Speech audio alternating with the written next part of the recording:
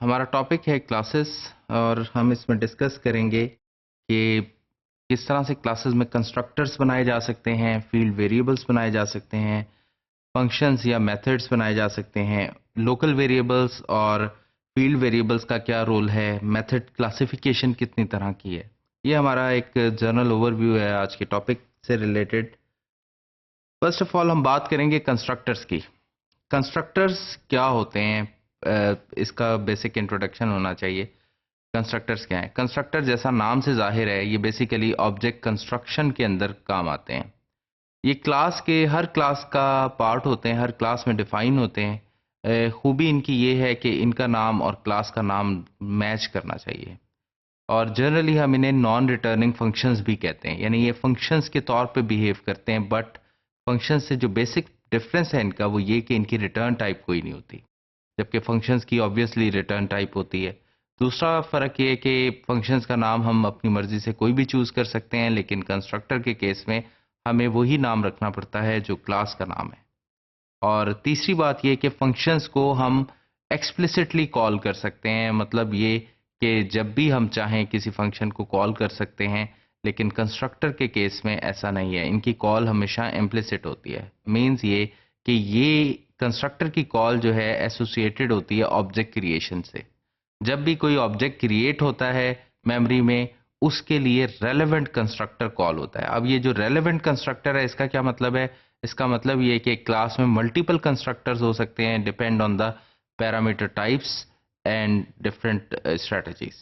तो जैसे ही हम ऑब्जेक्ट, जिस भी स्ट्रेटजी के तहत ऑब्जेक्ट क्रिएट करते हैं, तो उस स्ट्रेटजी से रिलेटेड कंस्ट्रक्टर कॉल हो जाता है। और ये इम्प्लिसिट कॉल होती है, यानी हम खुद से कॉल नहीं कर रहे होते, ऑब्जेक्ट क्रिएशन में ही एम्बेडेड चीज़ है कि ये कंस्ट्रक्टर लाजमी कॉल करेगा। सिंटेक्स इसका आप देख सकते हैं कि एंगुलर ब्रैकेट में क्लास नेम लिखा हुआ है, इसका मतलब इसका नाम वही होगा जो क्लास का नाम है। मल्टीपल होने का कॉन्सेप्ट ये है कि मल्टीपल कंस्ट्रक्टर सेम ही नाम के होते हैं, बट ये डिफरेंशिएट होते हैं पैरामीटर्स के डिफरेंस पे, तो उन्हें हम कहते हैं ओवरलोडेड कंस्ट्रक्टर्स। और आगे हम देख सकते हैं कि पैरामीटर लिस्ट है। ऑब्वियसली इसमें आपको पैरामीटर लिस्ट के बारे में क्लियरली पता है कि इसमें आप टाइप और वेरिएबल का नाम सेमीकोलन या कॉमा सेपरेटेड लिस्ट के जरिए आप दे रहे होते हैं। Constructors are declared in the class declaration and they resemble method declarations. तो कंस्ट्रक्टर जो है क्लास के अंदर डिफाइन होते हैं और ये इनकी बिल्कुल रिजेंबलेंस जो है मेथड्स की तरह की होती है। The constructor without any parameter is called the default constructor. और ऐसे पैरामीटर्स जिनमें कोई पैरामीटर नहीं पास किया जा रहा होता, ऐसे कंस्ट्रक्टर्स जो हैं वो डिफॉल्ट कंस्ट्रक्टर्स कहलाते हैं। एग्जाम्पल नीचे मेंशन्ड है। इम्प्लिसिट डिफॉल्ट कंस्ट्रक्टर की एक इस स्लाइड पे डेमोन्स्ट्रेट की गई है एग्जाम्पल।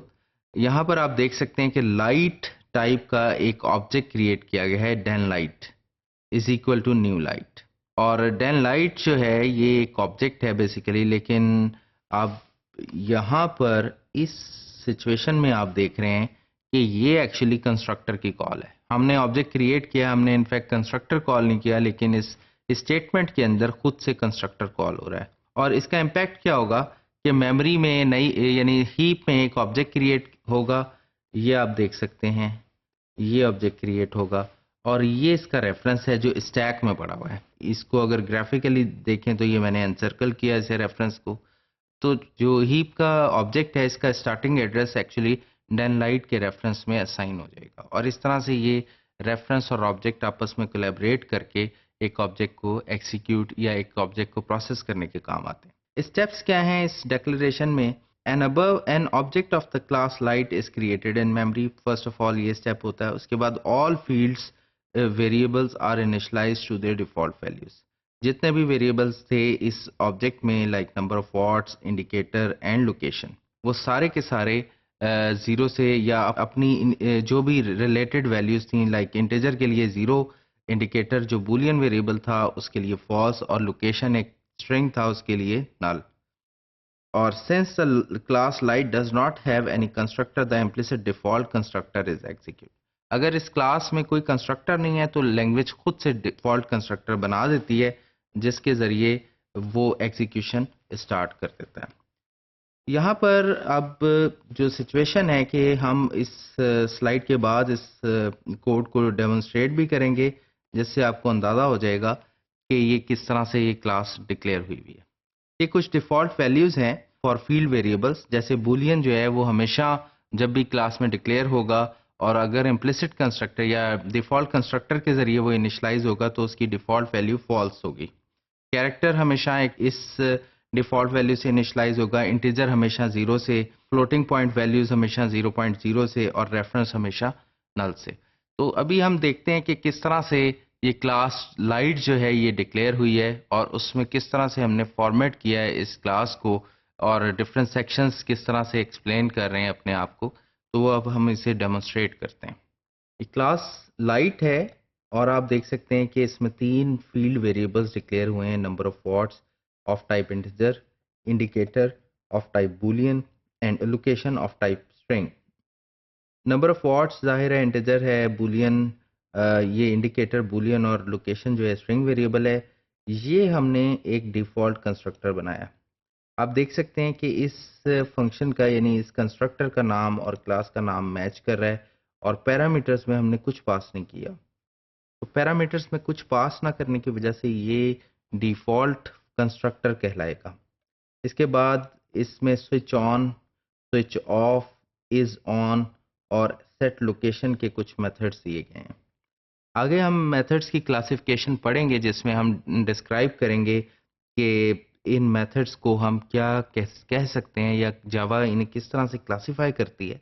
इसकी डिटेल आगे हमें पता लग जाएगी, लेकिन यहाँ पर इम्पॉर्टेंट चीज़ ये थी कि अगर इस क्लास का ऑब्जेक्ट क्रिएट होगा, लाइट का ऑब्जेक्ट क्रिएट होगा, जैसे हमने स्लाइड्स में देखा कि डेन लाइट, तो इस कंस्ट्रक्टर की वजह से वो 0, फॉल्स और एक्स इनिशलाइज हो रहा है। लेकिन फॉर इंस्टेंस अगर हम इस कंस्ट्रक्टर को ना लिखते इस क्लास में, तब भी जावा क्या करती कि नंबर ऑफ वॉट्स को 0 से, इंडिकेटर को फॉल्स से और लोकेशन को नल से इनिशलाइज करती। तो डिफ़ॉल्ट वैल्यूज़ भी हमने पढ़ी थी, तो डिफ़ॉल्ट वैल्यूज़ के लिहाज से ये कंस्ट्रक्टर चल जाता। दूसरा केस ये था कि इसी तरह का एक कंस्ट्रक्टर हम बनाते और उसमें हम 3 वैल्यूज़ पास करते, इंटीजर टाइप की, बूलियन टाइप की और लोकेशन टाइप की, और वो तीनों वैल्यूज़ जो पैरामीटर्स के तौर पर रिसीव होती इन तीनों में असाइन हो जाती। तो हमारे पास इस क्लास में 2 कंस्ट्रक्टर्स की 2 कॉपीज़ पड़ी होती। तो ये दोनों कॉपीज़ जो हैं ये बेसिकली ओवरलोडेड कंस्ट्रक्टर कहला रहे होते।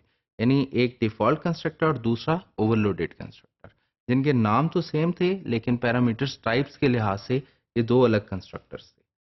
तो बाकी जो डिटेल हैं यानी ये switch on, switch off, is on और सेट लोकेशन किस तरह से वर्कआउट कर रहे हैं, इसको हम फर्दर डिस्कस करते रहेंगे और अपने अगली स्लाइड्स में इस क्लास को रेफर करते रहेंगे। तो इसलिए इस कोड को आप जहन में रखिए ताकि हम उस जगह पर इसे रेफर करें तो आपको क्लियरली अंदाज़ा हो कि ये किसको रेफर किया जा रहा है।